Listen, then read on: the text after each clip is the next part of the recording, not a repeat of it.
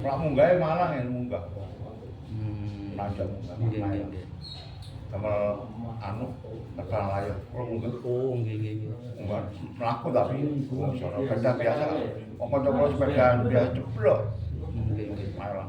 Kan tekan layar. Turune nang Gowat itu gue. Oh, Gowat. Iya. Assalamualaikum warahmatullahi wabarakatuh.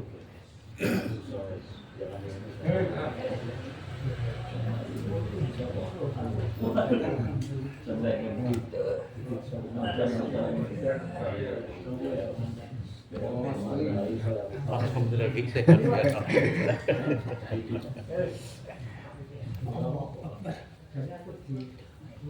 Sehat tak, Pri? Sehat, alhamdulillah.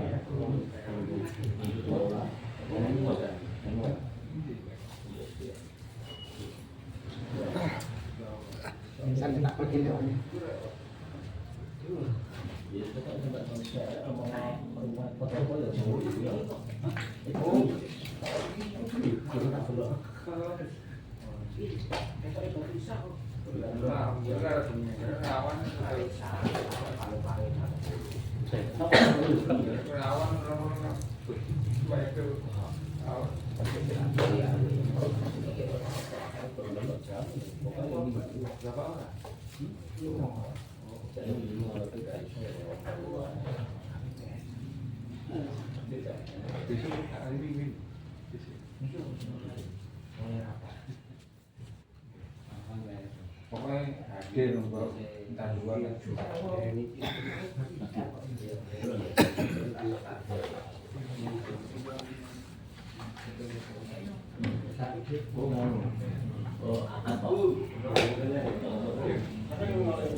Waalaikumsalam warahmatullahi wabarakatuh. Lali ya. Bisa sampai selawat lali. Iya. Apa kita telat lah? Pasti mau belum dengar. Tujuh dewe. Setengah bodoh. Setengah bodoh saya bisa.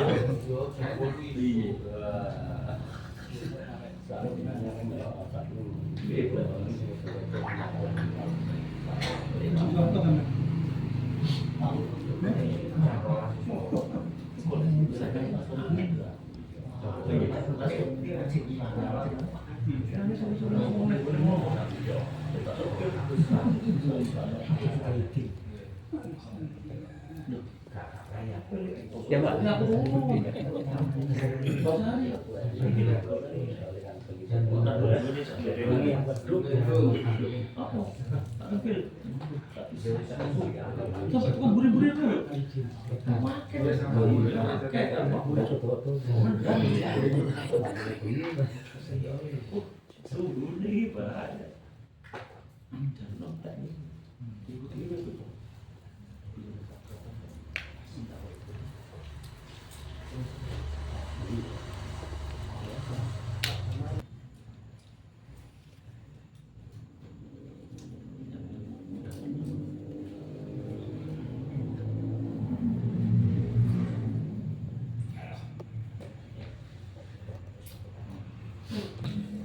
Sehingga kita dapat hadir di sini berkumpul dalam suatu acara majelis taklim pengajian. Semoga langkah kehadiran Bapak serta saudara semua menjadikan amal catatan pahala di sisi Allah yang insya Allah akan kelak berguna di yaumil qiyamah. Tak lupa sholawat serta salam kami haturkan kepada junjungan kita Nabi Muhammad SAW yang salahnya serta petunjuk-petunjuknya dapat mengubah dunia dari zaman jahiliyah menuju zaman Islamiyah yang kita kenal sekarang. Para bapak yang dirahmati Allah, ucapan terima kasih kepada tuan rumah, beliaunya Bapak Kiai Hari. Semoga segala ruwet-ruwetnya ini dicatat oleh Allah sebagai amal ibadah yang berguna di yaumul qiyamah. Seperti di acara tersusun sedemikian rupa. Yang pertama yaitu pembukaan, kedua pembacaan ayat suci Al-Quran, yang ketiga pengisian, yang keempat tanya jawab, lain-lain, dan diakhiri dengan acara terakhir yaitu penutup. Memasuki rangkaian acara pertama yaitu pembukaan, mari kita buka pertemuan kita malam hari ini dengan ucapan basmalah bersama-sama. Bismillahirrahmanirrahim. Memasuki rangkaian acara kedua yaitu pembacaan kalamillahi kepada yang bertugas.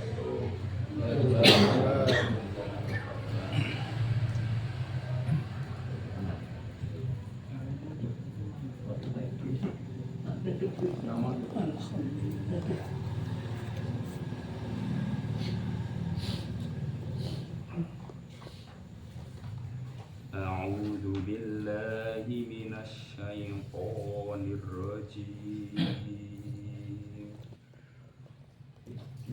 بسم الله الرحمن الرحيم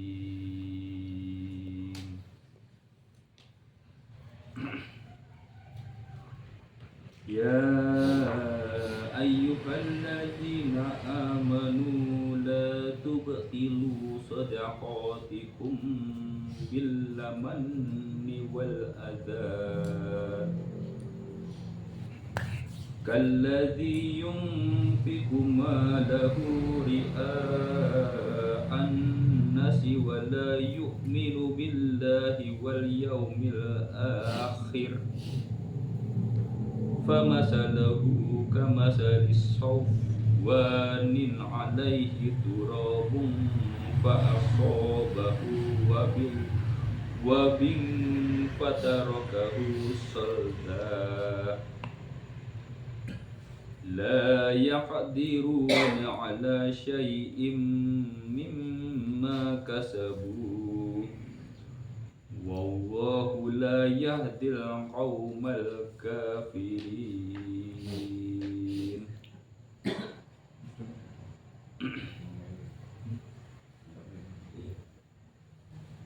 فمثل الذين ينفقون أموالهم ابتغاء مرضات الله وتثبيتا من أنفسهم كمثل جنة بربوة أصابها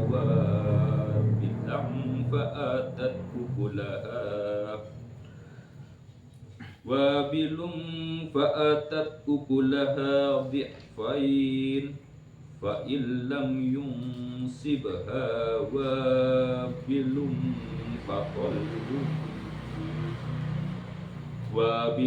فطل والله بما تعملون بصير.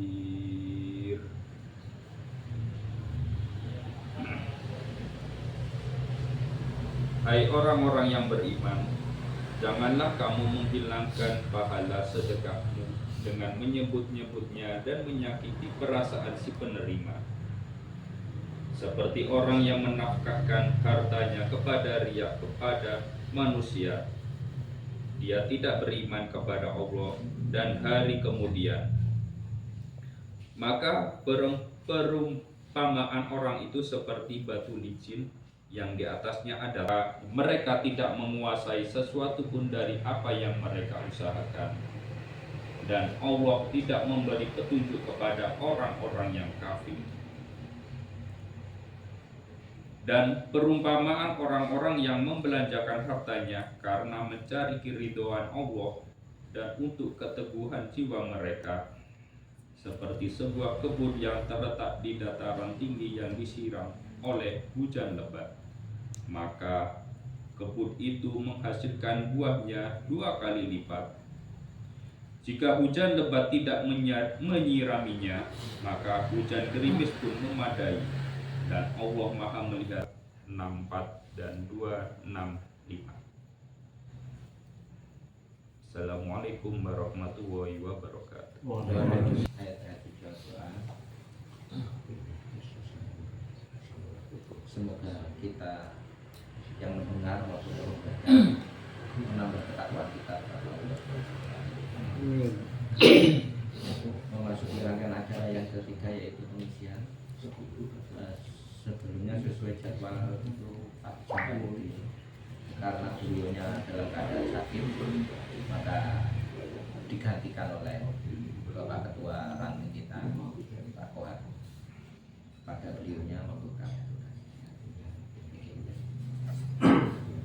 Assalamualaikum warahmatullahi wabarakatuh. Alhamdulillah, nahmaduhu wa nasta'inuhu wa nastaghfiruh wa na'udzu billahi min shururi anfusina wa min sayyiati a'malina. May yahdihillahu fala mudilla lahu wa may yudlil fala hadiya lahu. Asyhadu an la ilaha illallah wahdahu la syarika lahu wa asyhadu anna Muhammadan abduhu wa rasuluhu la nabiyya ba'dah. Bapak-bapak yang dirahmati oleh Allah,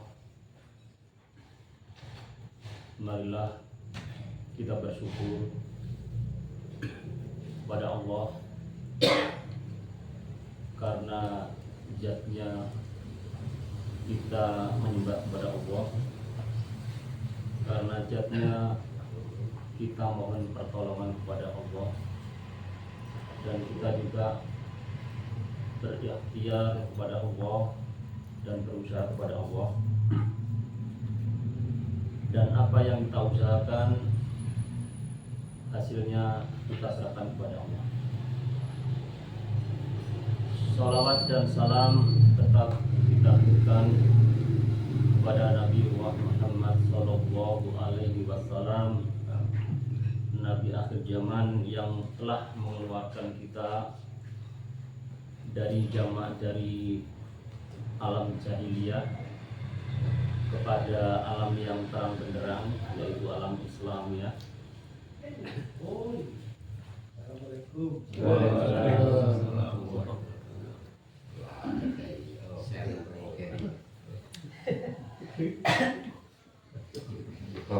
Seri ini kan? Iya. Seri ini. Tutup seri ini loh, seri.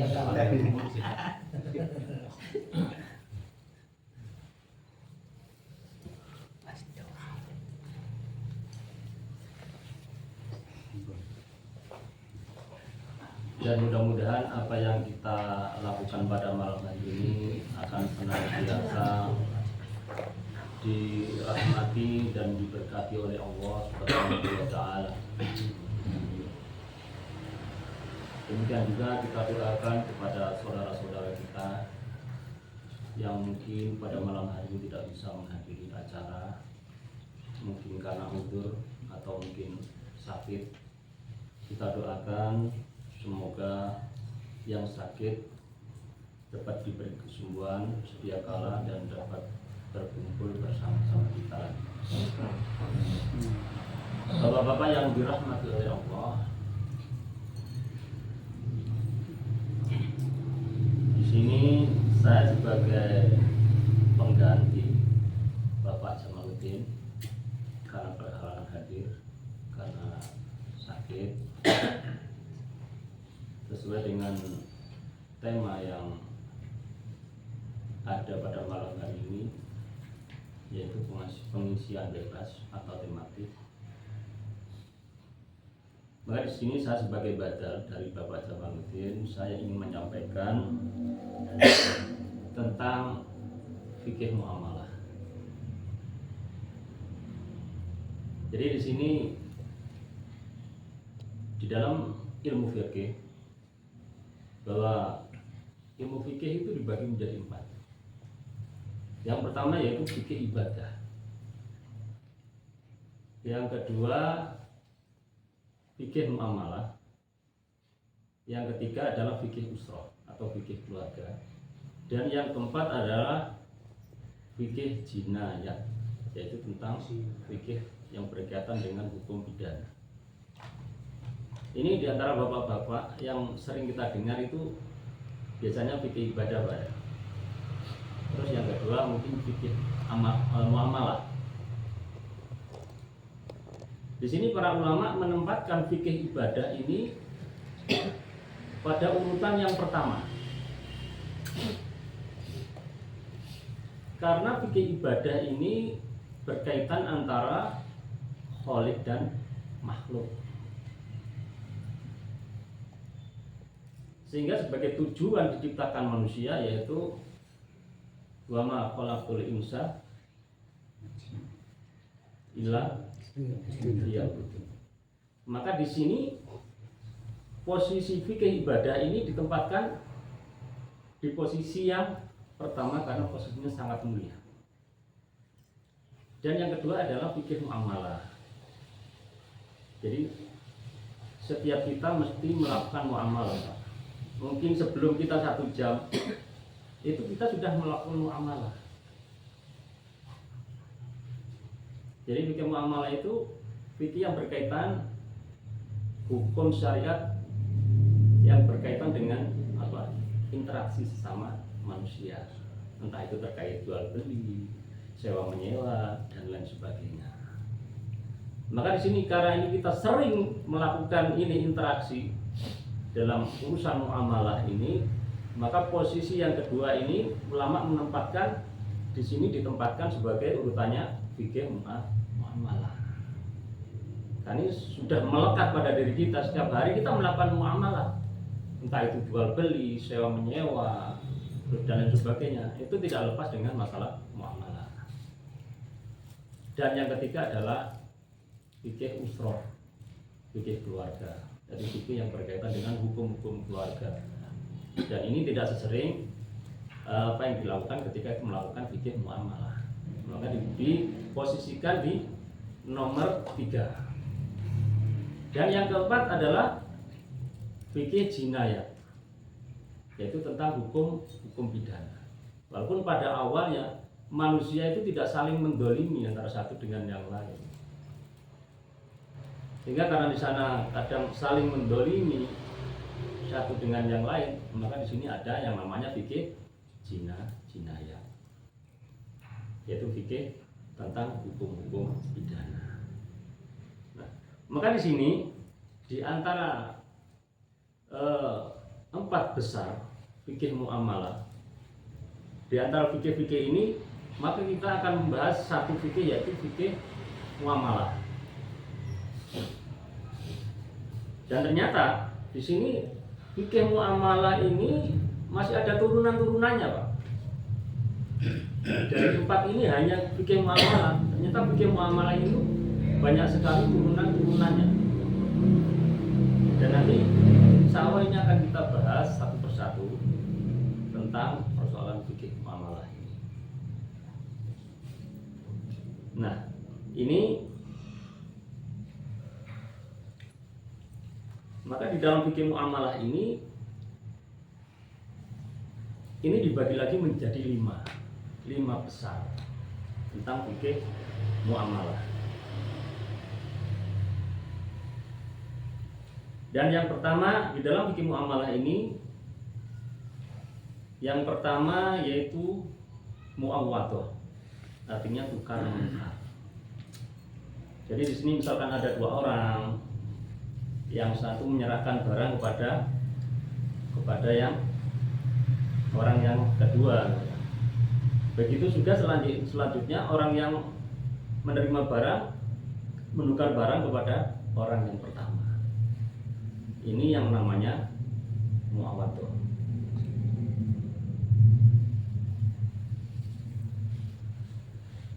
Yang kedua adalah tausiqah. Jadi tausiqah itu kadang-kala kita memberi barang itu tidak kontan, Pak. Sehingga kalau nggak kontan nggak mau kalau nggak ada jaminan, Pak. Jadi jaminan itu sebagai barang yang kita tinggalkan. Misalkan ada persoalan ketika kita melakukan muamalah, yaitu tadi tausiqah, misalkan jual beli. Ini kalau nggak ada jaminan, yang satu misalkan beling, hilang barang kita.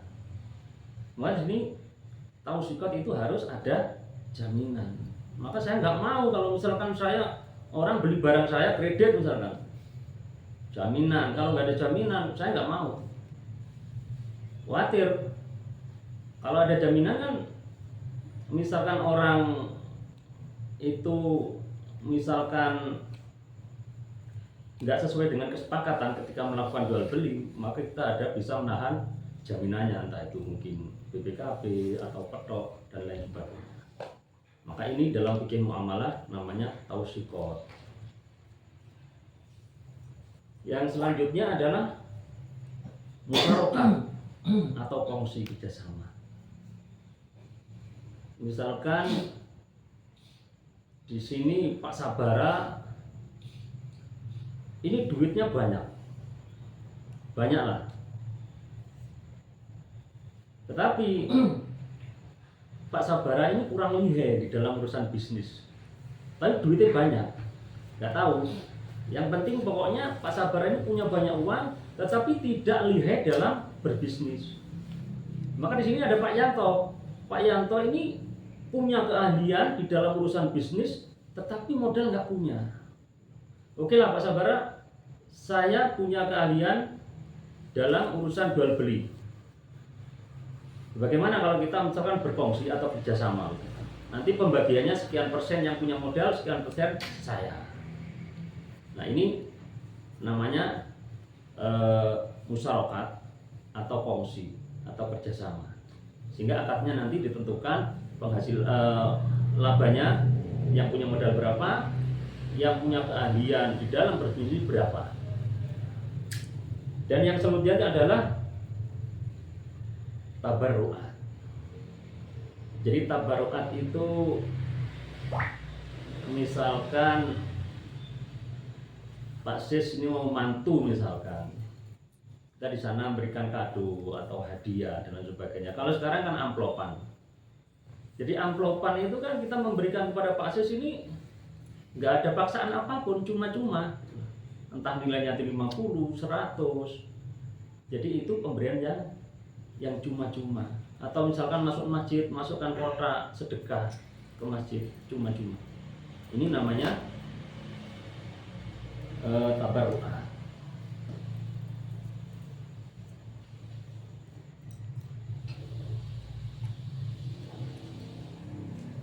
Terus yang kelima yaitu akhdu bila iwad. Artinya mengambil dengan cara cuma-cuma. Artinya misalkan orang tua meninggal, terus meninggalkan anak, meninggalkan ahli waris, maka di sini posisi ahli waris ini mengambil harta itu dengan cara cuma-cuma.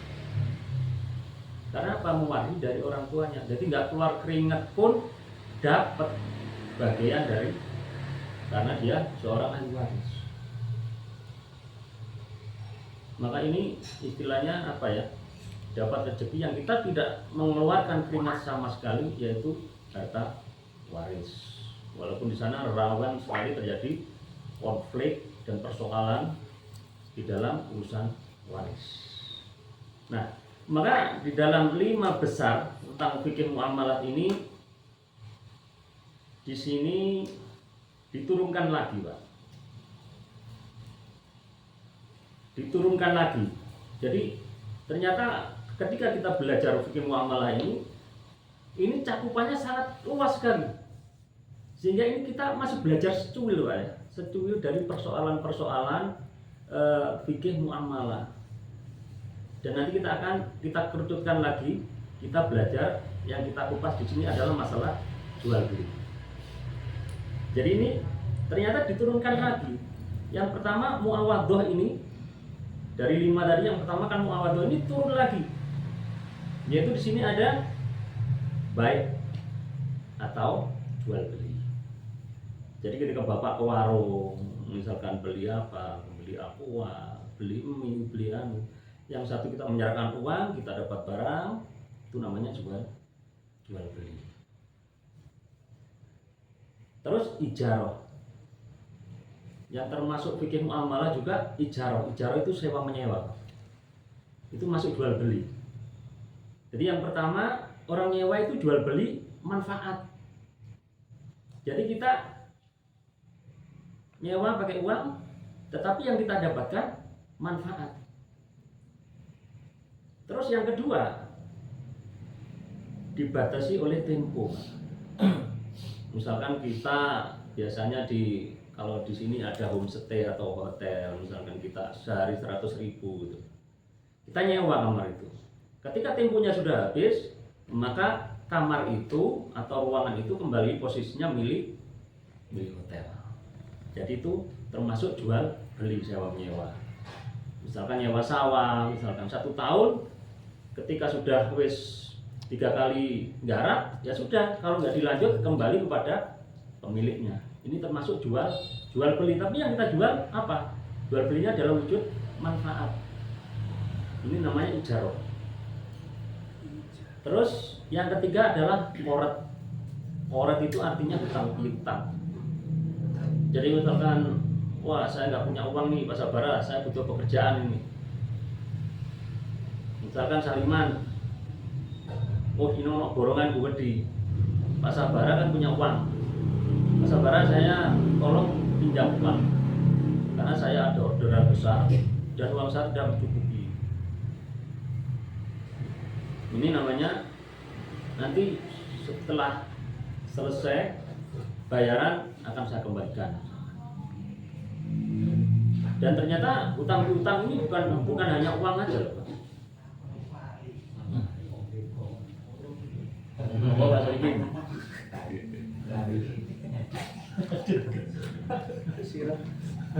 Sirap peneca. Lali.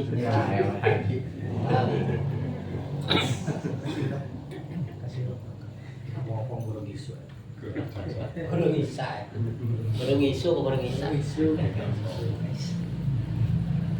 Maka di sini hutang piutang itu juga bukan hanya kita utang tok Pak ya. Kadang kira Pak Solikin ini mau mantu misalkan ini. Yo. Mau mantu. Tapi ini contoh aja Pak Solikin, wah ini mantu, ini berhasil sing kurang ini. Utang yang Boyatun udah. Boyatun saya utang beras misalkan sekian kuntal kanggo mantu. Nanti kalau setelah 7 hari setelah acara hajatan tak kembalikan. Maka di sini hutang itu bukan hanya uang, juga barang. Seperti tadi saya contohkan hutang beras misalkan. Terus yang selanjutnya adalah ja'alah, sayembara. Misalkan sayembara Mas Jun ini misalkan budal yang sawah, katanya budal yang sawah mau beli mes, digawe mes Lombok misalkan. Wes tuku mes, ternyata digoleki, digeraya-gerayai, weh dompetku kok gak enek. Ini kayaknya ceblok mau wis tak sai gitu. Akhirnya Mas Jun bikin pengumuman, sopo sing nemon dompetku kok tak kira 200.000. Pokoknya uangnya jujur tapi gak jujur mungkin gak terus dikembalikan gitu. Akhirnya ketemu, oh ya ini dompet saya, ada alamatnya di sini. Sesuai dengan ja'alah atau yang saya sembarkan, pokoknya sing nemon dompetku tak kira 200. Kasih 200.000. Maka ini namanya ja'alah atau sayembara. Yang selanjutnya adalah sabat atau hadiah perlombaan. Kalau dulu misalkan perlombaan naik kuda, untuk sunnah Rasul itu olahraganya naik kuda, misalkan. Kalau yang nomor 1 hadiahnya sekian, nomor 2 dia nomor 2 sekian, nomor 3 sekian. Itu namanya hadiah. Terus yang selanjutnya adalah as-sulh atau kesepakatan damai. Misalkan Santoso hutang pada Pak Solikin ini kayak apa? Tambahan mesin misalkan. Hutang piro San? 2 juta, 3 juta. Ternyata setelah jatuh tempo ternyata bermasalah ini Santoso. Akhirnya ditagih Pak Solikin, wah ini gawe duit kate gawe tuku masih mes larang tak tukono non CCD. Akhirnya San, lain bayar San. Wah ganti duit San, dorongan lho iki kan wis jatuh tempo. Iya saya tahu jatuh tempo. Wis ngene San. Saiki bayar 80%, tapi dengan syarat sekian. Maka Santoso itu menikmati diskon 20%. Kesuwen timbang nanti kembali 100%. Terus yang penting kembalikan aja, tapi sekarang 80% kembalikan. Aku selak butut agak tuku mes. Oh ya sudah. Berarti Santoso mendapat diskon dari Pak Solikin 20%. Namanya ini sulh atau kesepakatan damai. Itu. Yang selanjutnya adalah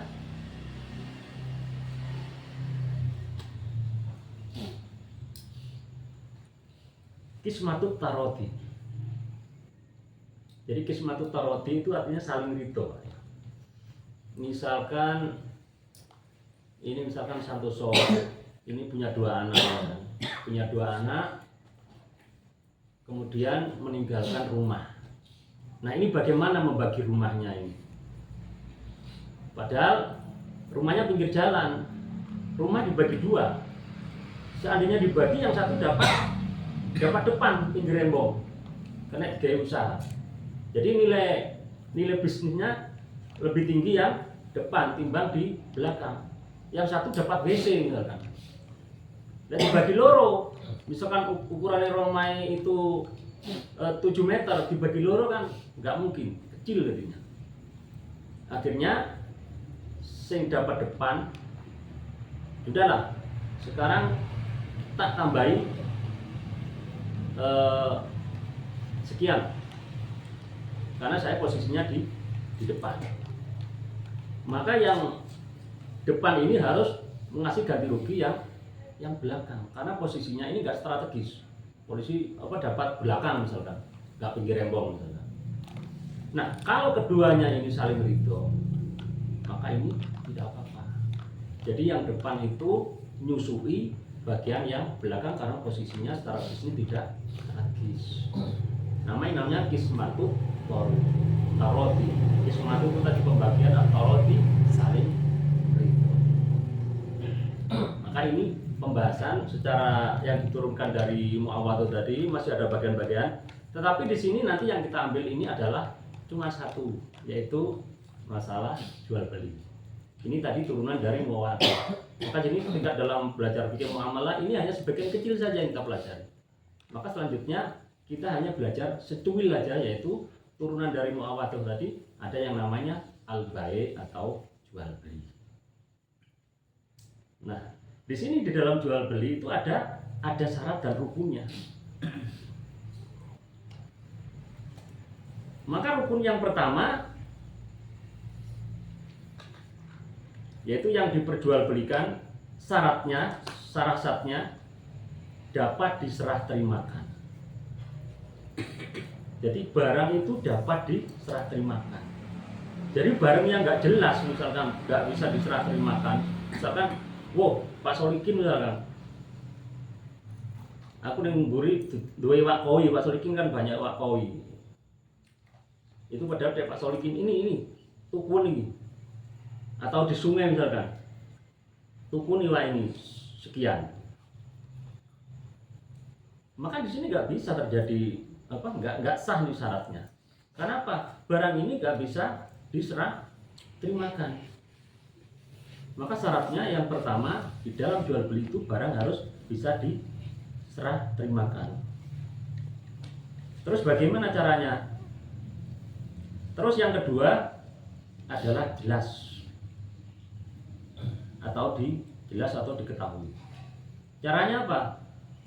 Pertama dengan melihat. Misalkan saya beli beras, saya punya beras.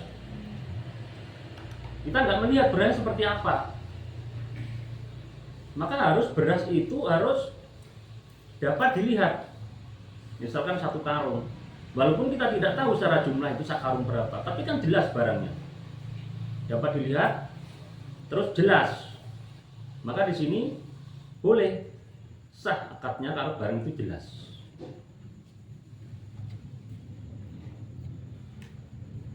Terus yang selanjutnya adalah menyebutkan sifat-sifat yang berpengaruh terhadap harga. Jadi misalkan kalau sekarang ini kan musimnya digital Pak ya. Jadi kalau kita misalkan beli barang, walaupun barang itu tidak ada misalkan, tetapi barang itu kalau jelas, saya misalkan punya kambing, kambingnya lanang, kira-kira beratnya 40 kilo, ini barang nggak ada Pak, barang nggak ada, tapi kan kriterianya jelas, kambingnya lanang, umur sekian, wis powel, beratnya sekian, ini boleh. Dengan catatan ketika barang itu didatangkan maka sesuai dengan kriteria yang disebutkan.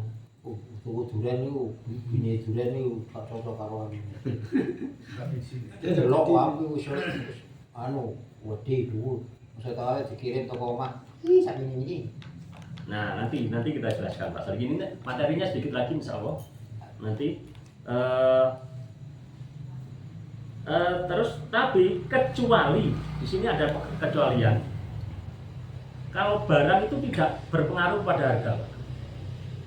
Artinya begini, misalkan saya beli Pak Solikin misalkan mau mantu tuku sandal ke saya, iya Pak Solikin beli sandal. Akhirnya ya wes ukuran berapa? Ukuran saya 10,5 misalkan Pak Solikin. Nah karena akhirnya saya datangkan karena mau mantu, tak kasih sandal ini Pak Solikin, sandalnya loh, sandalnya kok pink rupanya. Itu padha karo ngenyek aku iki. Kok sandalnya dikei pink gitu. Nah, maka di sini ini warna ini tidak berpengaruh pada harga, Pak. Hanya warnanya saja. Jadi nggak pengaruh. Kok dikei pink? Biasanya kalau pink itu kan identik dengan sandal wedok. Jadi aku kok dikei sandal pink. Terus yang selanjutnya kecuali kalau misalkan ini darurat atau dibutuhkan. Darurat dibutuhkan. Artinya misalkan kalau kita beli semangka Pak. Ya sudah, saya mau beli semangka, tapi dengan syarat tak delok sih jerone. Delok sih. Dibeleh des. Kok abangnya sedikit banyak yang putih. Kok nggak jadi beleh lagi. Wah iki abang tapi akeh sini. Lha kabeh dipecahi dideloki kabeh. Golek perkara ini. Jelas nanti gelut dengan bakul. Maka di sini ini kalau jual beli semangka ya dibeli aja, nggak boleh dideloki kabeh. Termasuk orang beli duren. Beli duren itu kadang walaupun wambune wangi wis meletek dipangan wanyep. Ya dibeli aja, nggak boleh mau dibalikan, dibalekno gak iso barangmu gak enak ini. Lho saya ini yo kulak-kulake yo ngono. Lah dibalekno. Ya aku yo tuku yo bangkrut gitu. Kecuali misalkan tuku duren. Biasanya kan sepakatan lagi manis. Enggak, kan. Nah, itu tergantung akad lagi. Misalkan oleh dipangan yang gini legal lebih tak joli. Nah, itu monggo kesepakatan. Tapi lek semongko dibikin kesepakatan itu, Pak. Misalkan dodol semongko, enggak akan ada yang berani bakul semongko. Engko lek pote tak balekno. Padahal gede api diduk dibeleh kadang yo putih. Kadang sing ketoke welek kaya enom dibeleh, abang rugi. Maka di sini ini sifatnya darurat dan dibutuhkan. Makanya jangan dibeleh kabeh semongko itu. Ngamuk sing dodol termasuk duren itu. Termasuk saya beli beli nongko ning Pak Solikin. Sudah saya beli dek, nyata pokoknya nggak bosok loh. Bosok kan ketahuan dari luar. Lek nongko itu kadang dibelah itu wapi kadang jerone kan. Akeh dami dipae 2 mitok isine. Ya itu kan nggak ngerti. Masa nggak tuku, wes Pak Solikin tak boleh sih nongkone. Waduh dami, boleh kabeh. Ya ngamuk Pak Solikin lek browosong direwani di kerobongan kram kok. Mantu nongko iki. Soalnya kula sing nukani Pak Solikin. Terus yang selanjutnya di sini ya, yang syaratnya kecuali di sini adalah bukan tujuan utama jual beli. Jadi bukan tujuan utama jual beli, Pak. Artinya begini. Misalkan, Pak Solikin kepengen ganti mantu kepengen ganti mobil yang bagus gitu. Akhirnya dibeli Pak Yanto misalkan. dijajal, cocok, enak mesinnya ini. Akhirnya setelah digomuli jebret bayar piro Pak Solihin 200 wis saking kenal harus sampean wis bolo dhewe bayar 200 R3. Akhirnya dari rumah loh ini Pak Solihin curang ini ban serepnya Pak dikatutno lek gak ngono sing dikatutno karo Pak Solihin ban sing wis trepes gitu. Nah di sini nggak apa-apa karena apa ban serep ini bukan tujuan utama di dalam jual beli. Kita beli ban serep atau beli mobil, maka ini sah walaupun ban serep itu tipis atau gak ono. Akhirnya ketika mempermasalahkan ini itu bukan tujuan utama kita di dalam jual beli. Jadi misalkan di situ ada ban serepnya, ban serep tipis atau enggak, itu secara jual beli syaratnya sudah sah. Kenapa? Itu karena bukan tujuan utama. Terus yang selanjutnya adalah yang kita jual. Yang kita jual ini adalah bukan barang yang haram. Sekarang kita misalkan ini jual telek wedhus misalkan. Ini barang haram. Barang haram apakah? Maka kalau kita menganggap telek wedhus itu termasuk haram, maka di sini ini maka nggak boleh jual telek wedhus itu nggak boleh. Tetapi kalau misalkan kita menganggap telek wedhus itu nggak haram, ya boleh. Karena di sini ulama itu berbeda pendapat. Maka di sini kalau misalkan mungkin saya Pak Solihin mengambil pendapat ya jual telek wedhus itu nggak haram. Karena apa? Kita kadang-kala kita membeli juga telek wedhus dari seseorang untuk pupuk misalkan. Maka di sini maka jual boleh kalau kita menganggap bahwa telek wedhus itu tidak haram seandainya kita jual belikan. Kalau yang haram ya jangan. Karena kita mengikuti pendapat bahwa misalkan kotoran hewan itu haram. Ya jangan, tetap haram. Tapi kalau saya mungkin Pak Solihin mengambil pendapat yang tidak haram karena kadang-kala kita butuh, kadang kita nyuruh orang dulu. Nyuruh orang untuk golek telek wedhus, nanti tak beli untuk pupuk. Nah, yang apa itu? Yang selanjutnya adalah barang itu dimiliki oleh yang melakukan akad. Nah ini sering terjadi Pak ya, misalkan kita itu kredit sepeda di bank itu, ketika kita melakukan akad dengan bank, sementara sepeda motor ini masih tidak ada, tapi bank sudah meng-ACC inden. Ini barang sebetulnya di dalam fikih muamalah ini barang itu harus dimiliki orang yang melakukan akad dulu. Atau misalkan sekarang kalau kita lihat di pasar online misalkan, wah barang api ini, screenshot, shred, di share di grup, saya punya barang ini. Nanti misalkan ada orang, cocok barangnya, saya pesan ini, baru kita memesankan kepada orang lain. Oh ya, tampilkan, ngenteni COD-an dulu baru. Padahal itu barang belum kita miliki. Di bank juga demikian. Sepeda motor belum ada, transaksi itu jadi. Akhirnya setelah sekian hari barang didatangkan. Nah ini syaratnya secara jual beli sebenarnya tidak sah. Termasuk itu barang yang belum kita miliki di pasar online, kita screenshot, kita kirim di grup. Akhirnya ketika misalkan ada yang mau beli, baru kita pesankan. Lain lagi kalau dropshipper Pak ya. Karena ada sekarang itu kalau di pasar online kita itu menjualkan barang orang lain. Maka di sini namanya bukan barang yang kita miliki, karena di sini fungsi kita adalah sebagai samsara atau maklar. Misalkan Santoso punya barang, barangnya ini, ya wis, saya akan mengkali barangmu. Dari barang yang sudah dicantumkan kriterianya, modelnya, misalkan pakaian ini, itu saya share kepada yang lain, itu nggak apa-apa, karena di sini posisi saya adalah sebagai seorang samsara atau maklar. Ini Pak ya. Ini karena materinya sebenarnya masih banyak, mungkin karena waktunya sudah cukup. kita akhiri saja persoalan fikih muamalah, mungkin bisa kita lanjutkan di lain waktu, karena persoalan jual beli kita masih hanya membahas masalah secuil, dan ini nanti turunan-turunannya dari fikih muamalah itu masih ke bawah, itu masih banyak.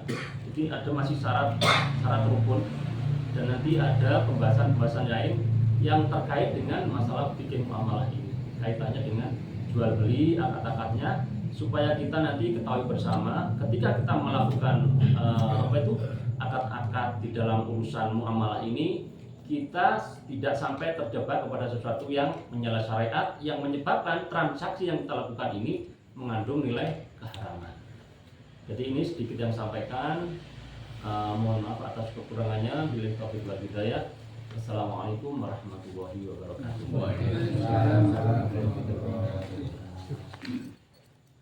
Dilanjutkan dengan tanya jawab. Ada yang sedikit bertanya.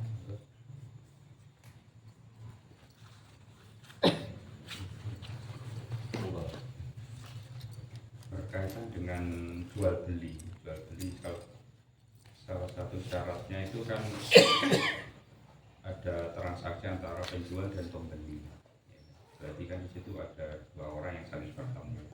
Kemudian yang saya tanyakan itu kan ada beberapa masalah tentang jual beli transaksi lebih dari dua orang, 3 orang. Mungkin beberapa referensi yang menyebutkan masih tidak dihalalkan. Salah satu ya contoh yang kemarin masalah apa itu hubungannya dengan jual beli dengan leasing itu. Terkadang ada beberapa yang sebelum penjualnya itu kan menjual sepeda, tapi kok pada saat akad itu terkadang ada 2 transaksi di dalamnya. Transaksi dengan penjual atau dengan penyedia barang dan yang apa itu, yang mendanai gitu. Padahal satu transaksi harusnya kan lebih dari cuma 2 orang itu aja, tapi kok terjadi 2 transaksi dengan gitu. Monggo dipan. Kalau masalah transaksi ini dari disampaikan apa yang disampaikan Budi, itu memang transaksi tidak boleh lebih dari 2 orang. Ini banyak kasus-kasus fikih muamalah, termasuk di sini contohnya MLM, multi level marketing. Ini mereka yang pertama adalah bertugas sebagai samsara atau maklar, di bawahnya maklar lagi. Maka ini di dalam persoalan fikih muamalah ini tidak boleh bertransaksi itu lebih dari 2 maklar. Makanya, dan ini yang terjadi di dalam MLM. Maka di sini mengapa MLM itu diharamkan? Karena ini di sini tidak hanya satu samsara atau maklar. Di bawah maklar, downline sampai mengerucut ke atasnya. Nah, ini ada ini misalkan sampai dari kerucut ini upline, turun, downline sampai beberapa kaki. Ini lebih dari satu samsara atau maklar. Maka disinilah MLM salah satunya kenapa diharamkan, karena MLM ini lebih dari satu maklar. Maka di sini di dalam fikih muamalah ini ketika kita melakukan transaksi tidak boleh lebih dari samsara atau maklar lebih dari 2 maklar. Dan ini di dalam pembahasan fikih muamalah. Kalau kita kan enggak, kadang-kala yang terjadi di lapangan, kalau kita belum belajar fikih muamalah, makanya biasa dimaklari terus gitu. Akhirnya ya kalau di masyarakat misalkan sepeda motor itu cukup uang dengar. Jadi jangan sudah ada maklar kita masih memainkan harga dengan yang ini merasa sebagai maklar lagi, terus bawahnya begitu terus gitu. Maka di sini dalam fikih muamalah maklar di dalam asal urusan akad jual beli maklar itu tidak boleh lebih dari 1. Seperti yang tadi di sini transaksi tentang MLM di situ lebih dari 1 maklar. Monggo, Mas Oligi. Kalau Pas wes.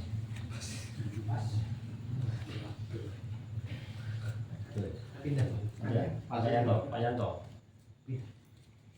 87. Terima kasih. Mumpung ada Pak 87. ini hubungannya dengan fikih juga.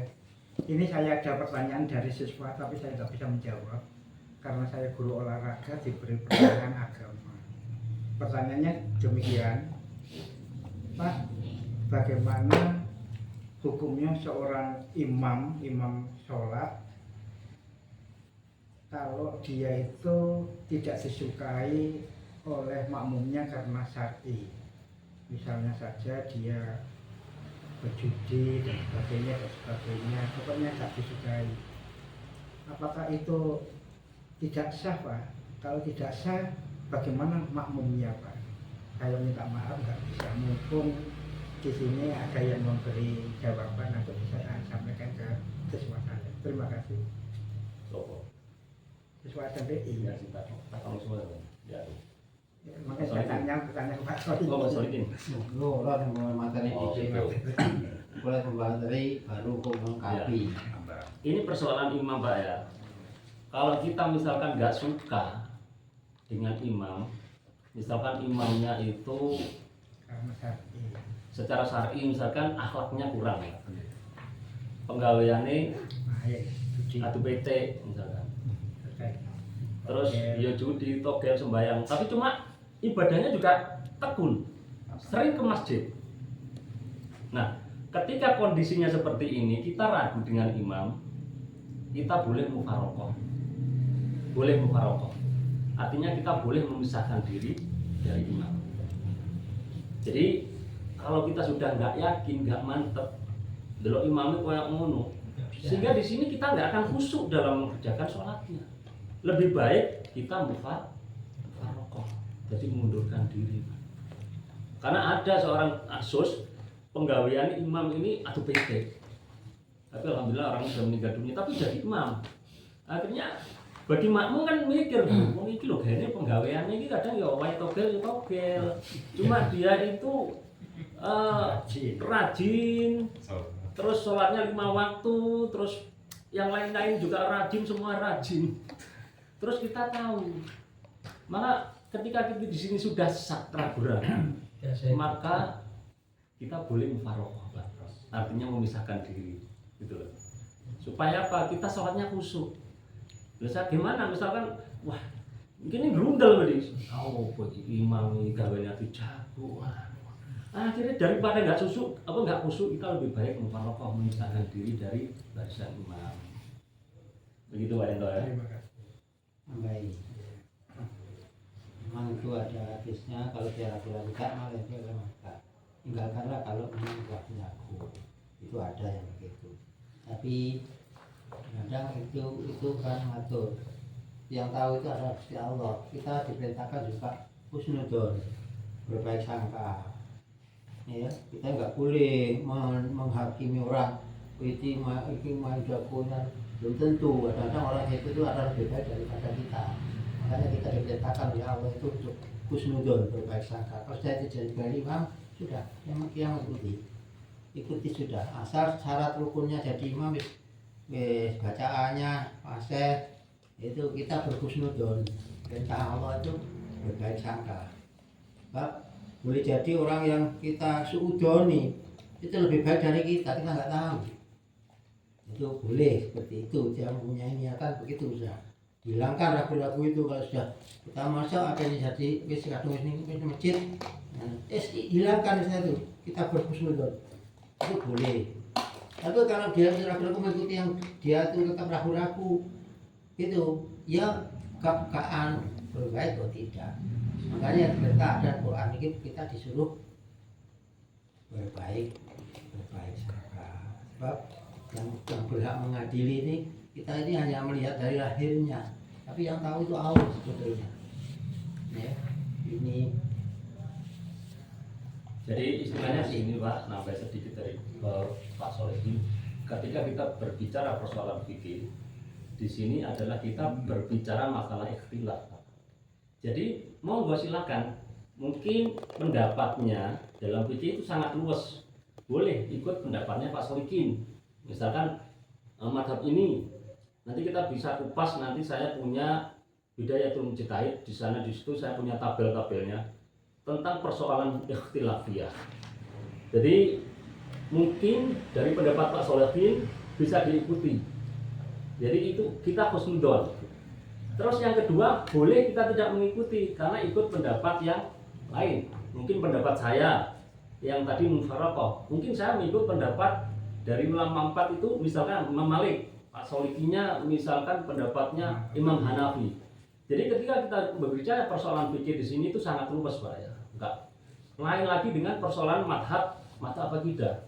Kalau kita berbicara madhab akidah itu sangat kencang dan sangat ketat sekali. Karena ini persoalan kita urusan kita dengan Allah gitu. Secara langsung supaya apa ya? Keyakinan kita itu tidak tercemari dengan penyembahan kepada selain Allah.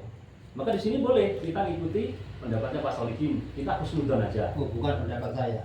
Ya, Pak Solikin mengambil pendapat dari imam mazhab yang lain. Saya juga begitu tadi. Yang seneng misalkan menganggap telek wedhus itu jual belinya haram, monggo. Yang mengharamkan berarti seandainya menjual telek wedhus untuk pupuk berarti jangan dijual karena mengikuti pendapat yang mengharamkan. Sehingga di sini insya Allah persoalan fikih di sini kita anggap luas dan monggo kita bisa mengikuti pendapat yang menurut kita anggap itu pendapat yang paling rajih. Gitu Pak ya?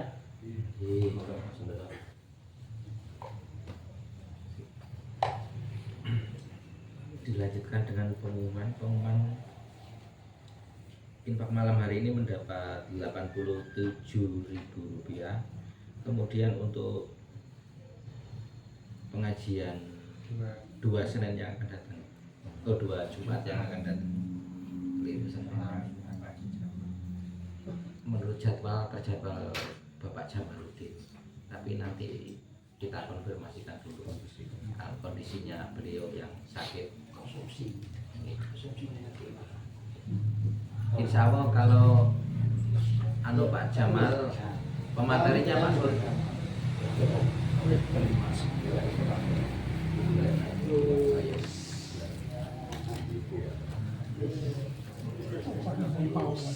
Demikian rangkaian acara pengajian kita malam hari ini, memasuki rangkaian acara terakhir yaitu penutup. Mari kita tutup pengajian kita malam hari ini dengan ucapan hamdalah bersama. Alhamdulillahirrahmanirrahim. Sekian, assalamualaikum warahmatullahi wabarakatuh. Waalaikumsalam.